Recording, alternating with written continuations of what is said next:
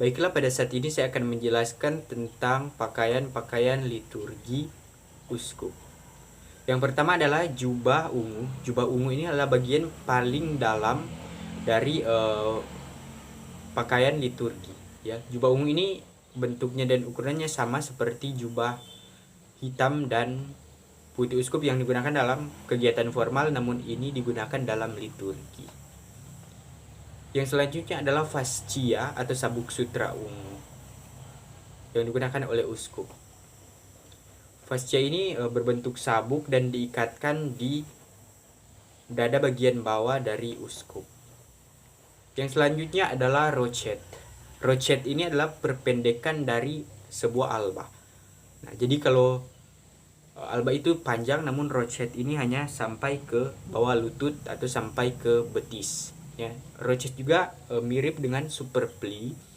Namun superpli itu biasanya hanya kain putih polosnya saja, namun rochet ini di bagian lengan bagian bawah dan bawahannya itu dia memiliki kain yang berenda-renda berjaring-jaring. Yang selanjutnya adalah mozzetta. Mozzetta inilah pakaian liturgi yang digunakan uskup yang berada paling luar dan letaknya itu di bahu sampai ke dada bagian bawah, lengan bagian atas, dan juga tentu belakangnya itu seiras. Rochet ini kancingnya berada di depan. Yang selanjutnya adalah salib pektoral atau salib dada.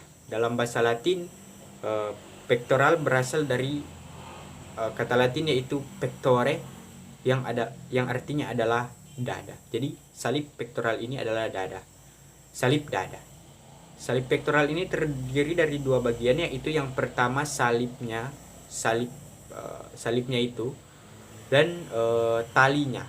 Nah, talinya ini ada dua. Yang pertama yang berbentuk rantai itu biasanya digunakan dalam kegiatan sehari-hari uskup atau dalam kegiatan formal. Namun yang digunakan dalam liturgi yaitu sebuah tali yang tali bukan rantai ya, yang terbuat dari benang berwarna emas dengan hijau. Jadi strapnya itu emas hijau, dan salibnya itu di dada. Yang selanjutnya adalah topi solideo ungu. Topi solideo ungu ini adalah topi yang sering kita lihat dipakai oleh uskup-uskup Indonesia. Yang paling sering kita lihat itu yang di atas, topi bundar kecil berwarna ungu. Sebenarnya untuk semua hierarki kaum klerus itu punya, yaitu imam berwarna hitam, uskup berwarna ungu, kardinal berwarna merah, dan paus berwarna putih. Biasanya dalam misa juga solideo ini dipakai oleh seorang uskup di bawah mitra. Yang selanjutnya adalah bireta ungu. Bireta ungu ini sama halnya seperti solideo, dia punya untuk para klerus itu masing-masingnya ada sesuai warna. Imam hitam, uskup ungu. Namun uskup dan imam dia memiliki bulatan atau seperti rumbainya itu di bagian tengah atasnya, yang kan dia berbentuk kotak persegi 4 ya, persegi, dan di tengahnya itu, di tengah atas dia memiliki rumbai itu untuk imam dan uskup, sedangkan kardinal yang berwarna merah dia tidak memiliki rumbai, jadi dia polos. Yang selanjutnya adalah cincin episkopal.